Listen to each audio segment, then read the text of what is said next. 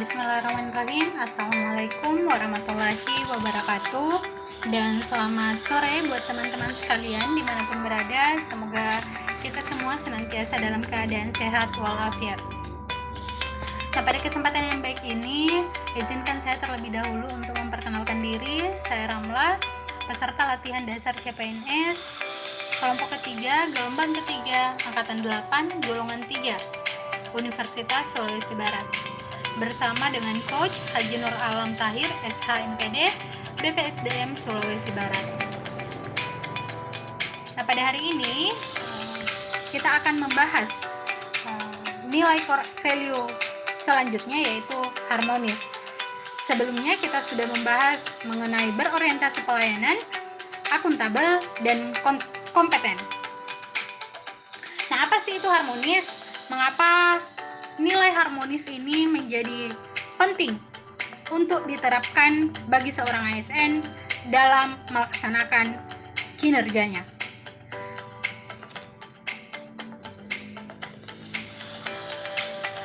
Nah, harmonis diartikan sebagai sikap saling menghargai tanpa memandang latar belakang, suka menolong, dan membangun sistem kerja yang kondusif. Nah, harmoni di dalam bahasa Yunani disebut harmonia, yang berarti terikat secara serasi atau sesuai, atau seia sekata. Jadi saling menghargai dan menghormati tanpa memandang latar belakang seseorang, apapun agamanya, apapun suku budayanya, memiliki kedudukan yang sama di dalam masyarakat. Nah, seperti kita ketahui bahwa keragaman yang dimiliki oleh Indonesia dari Sabang sampai dengan Merauke sangat memungkinkan dan mendukung wilayah topografi Indonesia membentuk wilayah-wilayah yang identik dengan karakteristik-karakteristik yang khas yang berbeda di antara satu wilayah dengan wilayah yang lainnya. Nah, Indonesia adalah negara kepulauan terbesar di dunia yang terdiri dari 17.000 lebih pulau dengan nama alternatif dengan istilah Nusantara. Indonesia menjadi negara berpenduduk terbesar keempat di dunia. Indonesia juga dikenal karena kekayaan sumber daya alam hayati, suku bangsa dan budayanya. Kekayaan sumber daya alam berupa mineral dan tambang, kekayaan hutan tropis, dan kekayaan dari lautan di seluruh wilayah Indonesia.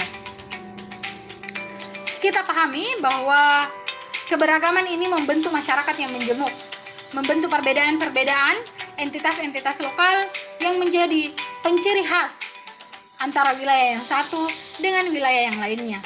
Bukan hanya budaya, tetapi keyakinan, agama, juga membentuk masyarakat yang heterogen.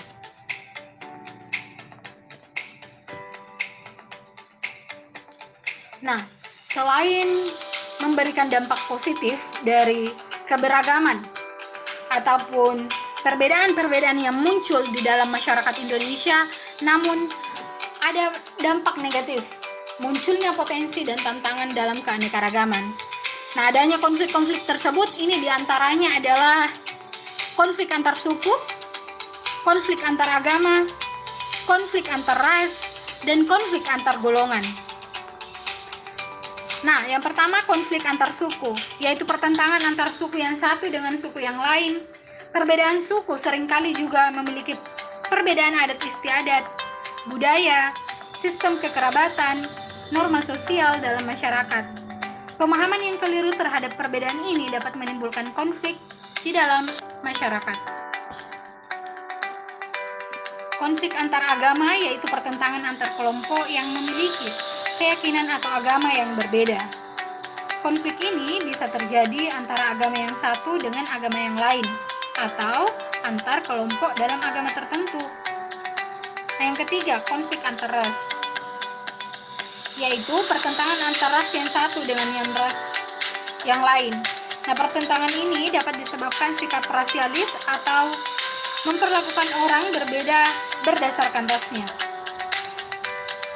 konflik antar golongan, yaitu pertentangan antar kelompok dalam masyarakat atau golongan dalam masyarakat.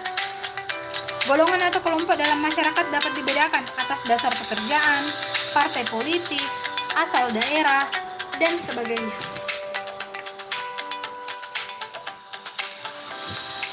Nah, permasalahan keragaman seperti segmentasi kelompok dengan budaya yang berbeda, terbentuknya struktur sosial, timbulnya konflik antar kelompok, dominansi politik, etnosentrisme atau sikap yang menganggap bahwa kebudayaan yang dimilikinya lebih baik dari budaya lainnya. Tentu ini menjadi masalah yang perlu untuk disikapi secara harmoni demi menciptakan harmonisasi di antara masyarakat majemuk di Indonesia. Nah, adapun dampak yang ditimbulkan dari permasalahan konflik, yang pertama adalah suasana bekerja dan lingkungan menjadi tidak nyaman, pekerjaan menjadi tidak terbengkalai, kinerja yang buruk, optimalisasi pekerjaan menjadi tidak maksimal, dan layanan kepada masyarakat yang tidak optimal. Hal-hal ini tentu tidak kita inginkan dalam melakukan pekerjaan sebagai ASN.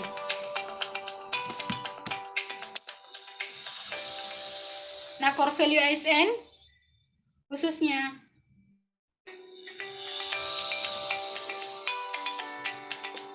pada nilai harmoni diharapkan mampu menjadi strategi dalam transformasi pengelolaan ASN menuju pemerintahan berkelas dunia, world class government, dengan nilai core value berakhlak dan employer branding bangga melayani bangsa. Oleh karena tugas harmoni yang sangat erat kaitannya dengan pegawai ASN sangatlah penting untuk memastikan bahwa ASN mengedepankan nilai harmoni dalam melaksanakan tugasnya. Dimaknai bahwa setiap ASN harus berkomitmen memberikan pelayanan prima demi kepuasan masyarakat. Nah, itu tadi podcast singkat kita terkait core value ASN harmoni. Semoga apa yang kita bahas pada hari ini bisa memberikan manfaat, dan saya ucapkan mohon maaf jika ada salah kata ataupun ucapan yang kurang berkenan di hati. Saya tutup. Wassalamualaikum warahmatullahi wabarakatuh. Sampai jumpa di podcast berikutnya. Bangga melayani bangsa.